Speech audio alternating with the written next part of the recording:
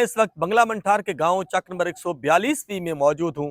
आज मैं जिस शख्स से आपकी मुलाकात करवा रहा हूं, 96 साल बाबा रियासत अली, जिन्होंने पाकिस्तान को बनते हुए अपनी आंखों से देखा। जब वो वतन पाकिस्तान में दाखिल हुए तो उनकी कैसी कैफियत थी। आज वो अपने बच्चों और गाँव वालों को उस वक्त को याद करते हुए आबदीदा हो जाते हैं और किस्से कहानियां सुनाते हैं। मेरे साथ मौजूद हैं बाबा रियासत अली, उनसे जानते हैं कि वो इस हवाले से क्या कहते हैं।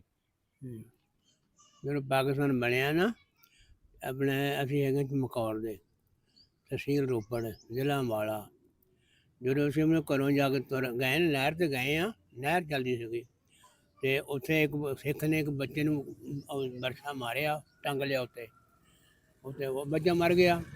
ਇੱਕ ਹੋਰ ਸਾਰੇ ਮੁਸਲਮਾਨ ਨੇ ਜੱਟਾਂ ਦਾ ਮੁੰਡਾ ਸੀ, ਉਹਨੇ ਉਹਦੀ ਗਰਦਨ ਲਾ ਕੇ ਉਹ ਮਾਰੇ ਸਿੱਖ ਦੀ। वहाँ तुरेगा तुरेगा तुरेगा, वहाँ एक मंजा खड़ा करे, वो थले जनानी बैठी होवे, एक ਉਹਦੇ ਦੋ ਛਾਤੀਆਂ ਕੱਟੀਆਂ ਹੋਈਆਂ ਤੇ ਹਾਏ ਹਾਏ ਅੱਲਾ ਅੱਲਾ। ਤੇ ਉਹ ਵਿਚਾਰੀ ਚੱਕੇ ਗੱਡੇ ਵਿੱਚ ਰੱਖੀ ਕਰਾਲੀ ਕੈਂਪ ਦੇ ਵਿੱਚ। ਅਸੀਂ ਫਿਰ ਲੈ ਗਏ ਉਹਨੂੰ। ਅੱਲਾਹ ਤਾਲਾ ਨੇ ਨਾ ਬਾਰਿਸ਼ਾਂ ਨਹੀਂ ਬਣੀ, ਦਵਾਈ ਬਣਾ ਦਿੱਤੀ ਉਹਦੇ ਨਾਲ। ਸ਼ਿਫਾ ਅੱਲਾ ਕਰਦਾ ਰਿਹਾ। 2-3 ਮਹੀਨੇ ਉੱਥੇ ਰਹੇ। ਰਹਿਣ ਤੋਂ ਬਾਅਦ ਫਿਰ ਆਪਣੇ ਇੱਧਰ ਆ ਕੇ ਲਾਹੌਰ ਆ। ਅੱਛਾ, ਤੁਸੀਂ ਪਾਕਿਸਤਾਨ ਵਿੱਚ ਰਹਿਣ ਵਾਲੇ ਜਿਹੜੇ ਬੱਚੇ ਆ, ਅੱਜ ਉਹਨਾਂ ਨੂੰ ਕਿਸੇ ਕਹਾਣੀਆਂ ਸੁਣਾਉਂਦੇ ਹੋ, ਉਹਨਾਂ ਨੂੰ ਕੀ ਮੈਸੇਜ ਦਿਓਗੇ? ਬਸ ਇੱਦਾਂ ਹੀ।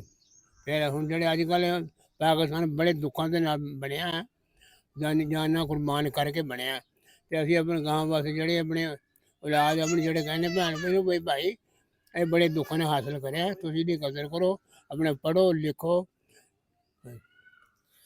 जी, बाबा रियासत अली जो है वो कहते हैं कि वो अपनी नौजवान नस्ल को पैगाम देते हैं कि उन्होंने जो है बड़ी मुश्किलें और परेशानियों के साथ जो है पाकिस्तान हासिल किया।